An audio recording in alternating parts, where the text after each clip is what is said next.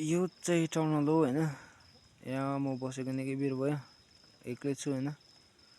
भित्रबाट 3 खेप जस्तो आवाज भयो, ढ्याङ ढ्याङ गरेर आएको चाहिँ। हल्का पानी पनि पर्न थाल्यो हैन।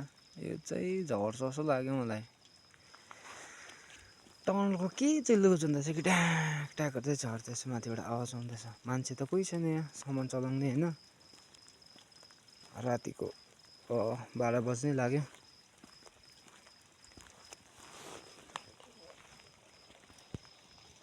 कति रहेछ 12/3/21 जनवरी 21 जुन। ठ्याक ठ्याक 3 खेप कि 4 खेप भयो। माथिको भित्ता लुच्छ जस्तो छ।